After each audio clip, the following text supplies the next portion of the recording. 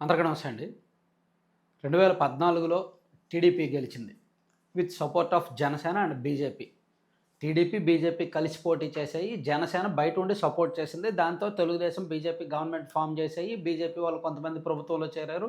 2018 నాటికి విడిపోయారు. 2019లో టీడీపీ ఘోరంగా ఓడిపోయింది. వైసీపీ అధికారంలోకి వచ్చింది అందరికీ తెలుసు.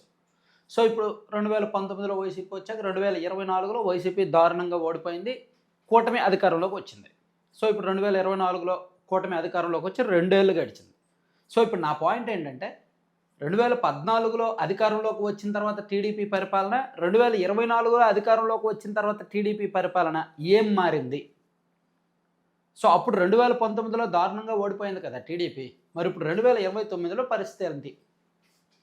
సరే, 2029లో పరిస్థితి ఏంటనేది పక్కన పెట్టి 2014లో గెలిచిన 2 ఏళ్లలో ఎలా ఉంది, 2024లో గెలిచిన 2 ఏళ్ల తర్వాత ఎలా ఉందనేది మనం చూస్తే మనకి చాలా సింపుల్‌గా అర్థమవుద్ది. నేను బేసిక్‌గానే చెప్తా, అందరికీ అర్థమయ్యే భాషలోనే చెప్తాను. పెద్దగా డేటా, సైంటిఫిక్ మెథడ్స్ ఏం అవసరం లేదు. లాజికల్‌గా జస్ట్ పొలిటికల్ మన కళ్ళెదురుంగా జరుగుతున్న సీన్‌లు మనం గుర్తు చేసుకుంటే చాలు. అప్పటికి ఇప్పటికి ఒక తేడా మనం స్పష్టంగా ఒక పాజిటివ్ అంశం ఏంటంటే గుర్తించాల్సింది పెట్టుబడులు. ఆంధ్రప్రదేశ్ రాష్ట్రానికి వస్తున్న పెట్టుబడులు. 2014లో చంద్రబాబు గారు సీఎం అయిన తర్వాత వచ్చిన పెట్టుబడుల కంటే 2024లో చంద్రబాబు గారు సీఎం అయిన తర్వాత వచ్చిన పెట్టుబడులు ఎన్నో రెట్లు అధికం. ఆ ఒక్కటి అతిపెద్ద పాజిటివ్.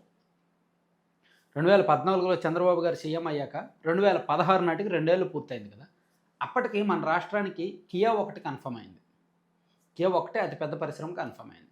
మిగిలినవన్నీ కూడా ఆన్ పేపర్ మాత్రమే ఉన్నాయి. ఏవి కూడా గ్రౌండింగ్ అవ్వల. కానీ 2024లో చంద్రబాబు గారు సీఎం అయిన తర్వాత ఈ 2 ఏళ్లలో గూగుల్ డేటా సెంటర్ వచ్చింది. ఆర్సిలార్ మిత్తల్ లాంటి పెద్ద పరిశ్రమ వచ్చింది. ఈ మధ్య రాయల్ ఎన్ఫీల్డ్ ఒకటి వచ్చింది. అలాగే ఈ ఫైటర్ జెట్స్ తయారీకి సంబంధించి ఒకటి వచ్చింది.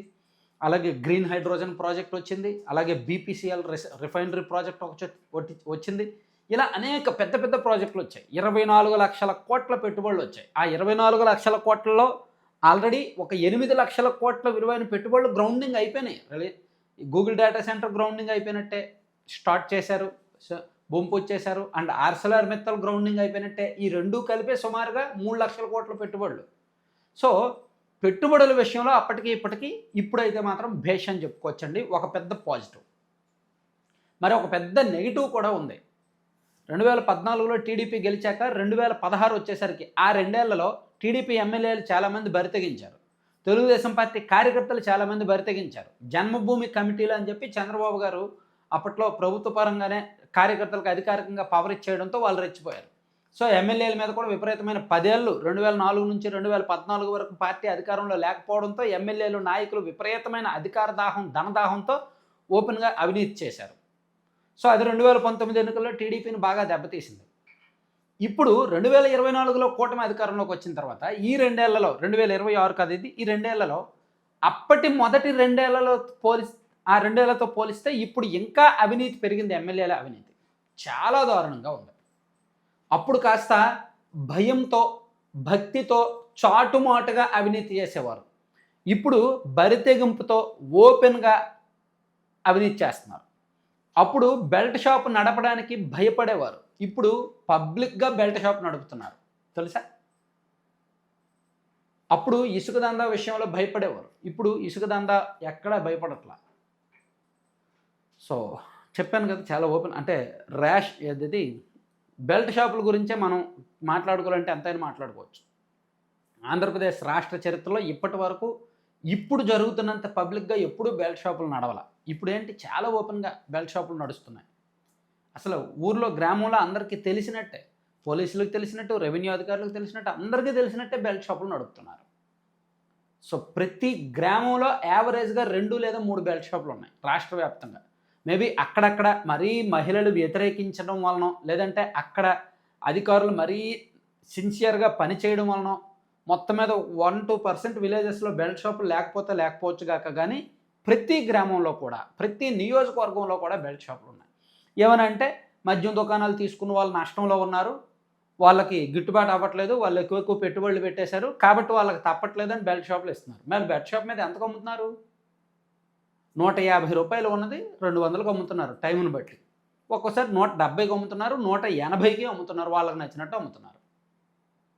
సో ఈ బెల్ట్ షాపుల వలన మహిళలు చిరాకు పడరా? సరే పురుషులకేంటి, ఇక్కడ ఒక గ్రామంలో ఉన్నది మరి మద్యం దుకాణం ఎక్కడో 10 కిలోమీటర్ల అవతల ఉంటుంది కాబట్టి అక్కడికి వెళ్ళకుండా ఊర్లో దొరికిపోతుంది మద్యం, okay.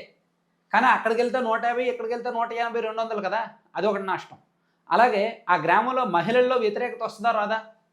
For your kind information, మా టీం గ్రౌండ్లో వెరిఫై చేసినప్పుడు మహిళల ఓట్లు, మహిళలు ముఖ్యంగా చాలామంది కూటమి ప్రభుత్వాన్ని అసహ్యించుకుంటున్నారు తెలుసా, because of these belt shops, because of this liquor policy. ఇప్పుడు ఈ లిక్కర్ వ్యవహారంగా మద్యం కారణంగా మరీ బెల్ట్ షాపులు విచ్చలవిడిగా ఉన్న కారణంగా మహిళల్లో కూటమి ప్రభుత్వం మీద విపరీతమైన వ్యతిరేకత వస్తుంది. సో అప్పటికి ఇప్పటికి ఇది. సో దాంతోపాటు ఎమ్మెల్యేల కరప్షన్ కూడా అప్పుడుతో పోలిస్తే అప్పుడు కాస్త భయపడి చాటుమాటుగా జరిగేది. ఇప్పుడు మరీ ఓపెన్గా విపరీతంగా పబ్లిక్గా విచ్చలవిడిగా అవినీతి చేస్తున్నారు. ఈ తేడా ఉంది. సంక్షేమ పథకాలు అంటారా, అప్పుడు ఇచ్చారు, ఇప్పుడు ఇచ్చారు. నన్ను అడిగితే ఒక రకంగా 2014 తర్వాత చంద్రబాబు గారు ఇచ్చిన సంక్షేమ పథకాలే ఎక్కువ ఇప్పుడుతో పోలిస్తాయి తెలుసా. అప్పుడు కూడా రంజాన్ తోఫా అని, క్రిస్మస్ కానుకని, సంక్రాంతి కానుకని, అలాగే నిరుద్యోగ భృతిని 2018లో ఇచ్చినట్టున్నారు. అలాగే డ్వాక్రా మహిళలకు కూడా 2018 నుంచి స్కీమ్ ప్రారంభించారు. అన్నదాత సుఖీభావ కూడా అప్పుడు కూడా ఇచ్చారు. అండ్ పెన్షన్లు ఇప్పుడు 2014లో టీడీపీ అధికారంలోకి వచ్చేసరికి పెన్షన్ 200, కానీ అధికారంలోకి వచ్చిన 4 నెలల్లోనే దాన్ని 1000 రూపాయలు చేశారు, 5 రెట్ల ఆనందం అని. సో ఇప్పుడు టీడీపీ కూటమి అధికారంలోకి వచ్చేసరికి 3000 ఉన్న పెన్షన్ 4000 చేశారు. సో అప్పుడు పెన్షన్ పెంచారు, ఇప్పుడు పెన్షన్ పెంచారు. కానీ అప్పుడు పెన్షన్ పెంచాక కొత్త లబ్ధిదారులను ఎంపిక చేశారు, కానీ ఇప్పుడు కొత్తగా లబ్ధిదారులను ఎంపిక చేయట్లా, లబ్ధిదారుల సంఖ్య తగ్గిస్తున్నారు. సో కొత్తగా దాదాపుగా 6-6.5 లక్షల మంది పెన్షన్ల కోసం వెయిట్ చేస్తున్నారు ఇప్పుడు.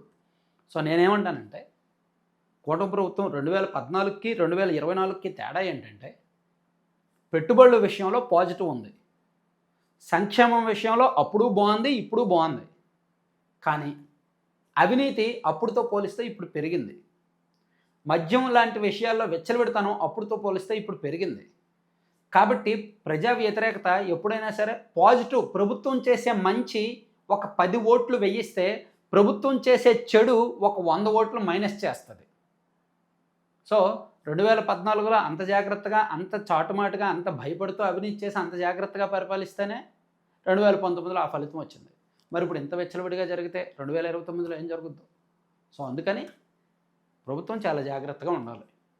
2 ఏళ్ళు అవుతుంది కాబట్టి గ్రౌండ్ లెవెల్లో పరిస్థితి ఒకసారి నిజమైన సర్వేలు చేయించుకొని, ఏదో డబ్బా సర్వేలు కాకుండా మనం డబ్బులు ఇస్తాము మనకు అనుకూలంగా చెప్తాడనే వాళ్ళని కాకుండా, ఏదో మాకు నేషనల్ మీడియా ఉంది, మాకు రాబిన్ శర్మ టీం ఉంది, మాకు షో టైమ్స్ ఉంది, లేదా మాకు ఒక ఏజెన్సీ ఉంది అనేటట్టు కాకుండా, లేదా ఐవీఆర్ఎస్ డబ్బా ఐవీఆర్ఎస్లు కాకుండా ఐవీఆర్ఎస్ కాల్స్ చేస్తారు ఫీడ్బ్యాక్ తీసుకోవడానికి. అందులో ఎవరు లిఫ్ట్ చేస్తారు? అసలు ఎవరు నిజాయితీగా ఆన్సర్ చెప్తారు చెప్పండి? ఏదో ఒకటి అని చెప్పేసే వాళ్ళు ఎక్కువ. ఐవీఆర్ఎస్లో వచ్చిన ఫీడ్బ్యాక్ మీద డిపెండ్ అవ్వకూడదు. నిజంగా చూడండి, గ్రౌండ్ లెవెల్లో కొంత వ్యతిరేకత ఉంది. ఎందుకుంది? నిరుద్యోగుల్లో కొంత మిశ్రమమైన స్పందన ఉంది. ఎందుకంటే జాబ్ క్యాలెండర్ 10,000 పోస్టులు ఇచ్చారు, అండ్ మెగా డిఎస్సి ఇచ్చారు. కాబట్టి కొంతలో కొంత బెటర్. ఏది మరీ గుడ్డి కంటే మెల్ల బెటర్ అంటారు కదా, అట్లా ఉందన్నమాట నిరుద్యోగుల పరిస్థితి. ఉద్యోగుల్లో వ్యతిరేకత ఉన్నమాట వాస్తవం. ఉద్యోగులకి ఇచ్చిన హామీలు ఏమో నెరవేరలా. అండ్ మహిళల్లో గతంతో పోలిస్తే ఇప్పుడు వ్యతిరేకత ఉంది, ఎందుకంటే బెల్ట్ షాపులు పెరిగాయి. అండ్ గత ప్రభుత్వం ఉన్నప్పుడు మహిళలకు సంవత్సరానికి ఒకసారి జగనన్న చేయుతో ఏదో 18,750 పడేది. ఇప్పుడు ఈ ప్రభుత్వం వచ్చాక పడట్లా. అప్పుడు అమ్మఒడి ఇచ్చారు, ఇప్పుడు తల్లికి వందనం ఇచ్చారు. అప్పుడు రైతు భరోసా ఇప్పుడు ఇచ్చారు, ఇప్పుడు అన్నదాత సుఖీభావ ఇచ్చారు వైసీపీతో కంపేర్ చేస్తే. కానీ అప్పుడు జగనన్న చేయుతను 18,750 ఇచ్చారు, మరి ఇప్పుడు అది ఇవ్వట్లేదుగా. సో అదొక కడుపు మంట ఉంది, బాధ ఉంది గ్రామీణ ప్రాంతాల్లోని మహిళల్లో. అన్నిటికీ మించి బెల్ట్ షాపుల వలన వ్యతిరేకత ఉంది. సో నేను చెప్పొచ్చేది ఏంటంటే, సింపుల్గా చెప్తున్నా, 2014లో టీడీపీ అధికారంలోకి వచ్చిన 2 ఏళ్లలో 2016లో ఉన్న పాజిటివ్తో పోలిస్తే 2024లో టీడీపీ అధికారంలోకి వచ్చిన తర్వాత 2 ఏళ్ళు అంటే 2026లో పాజిటివిటీ తక్కువే ఉంది, నెగిటివిటీ ఎక్కువ ఉంది. కాబట్టి ఇది డేంజర్ సిగ్నల్, అప్రమత్తంగా ఉండాల్సిన టైం. Thank you.